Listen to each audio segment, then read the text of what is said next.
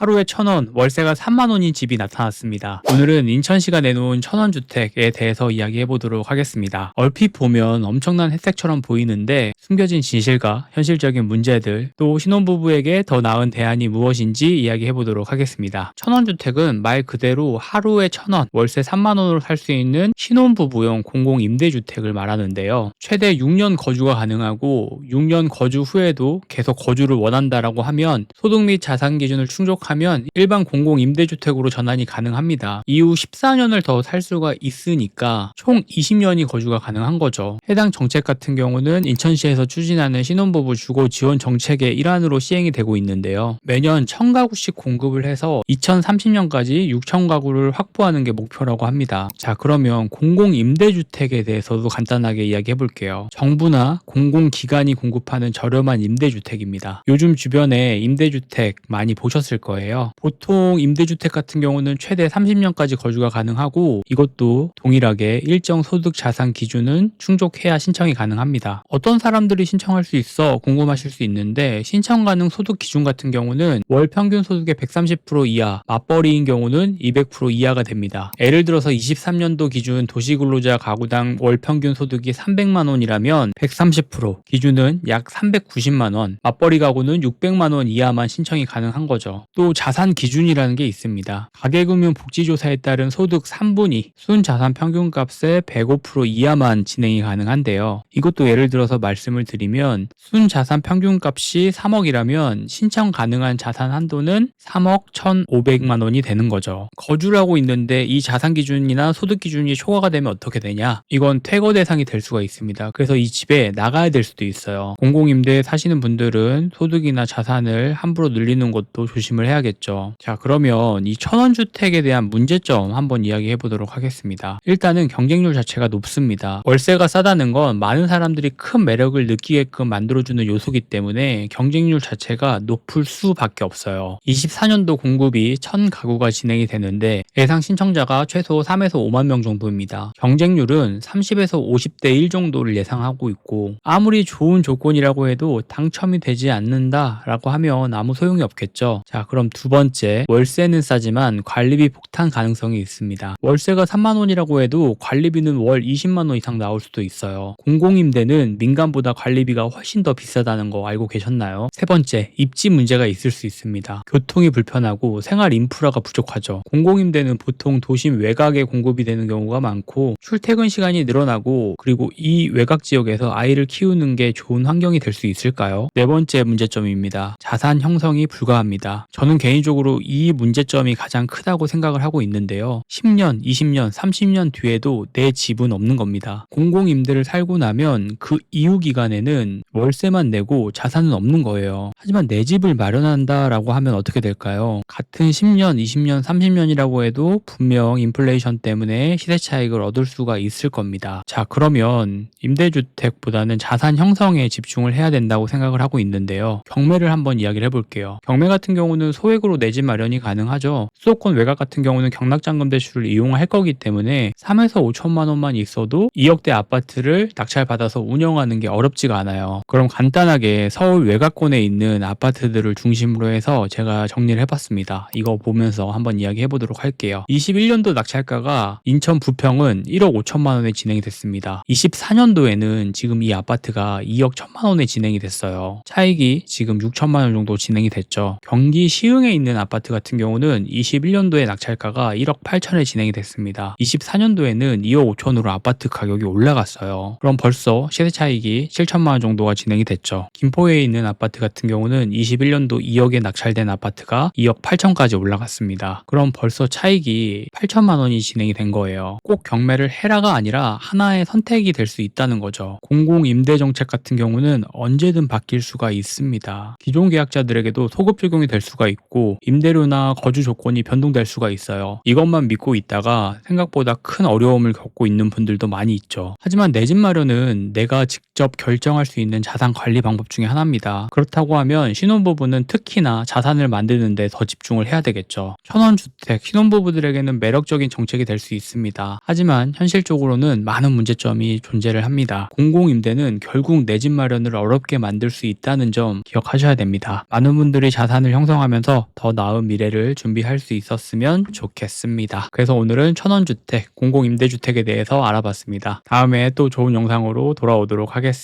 영상 봐주셔서 감사합니다.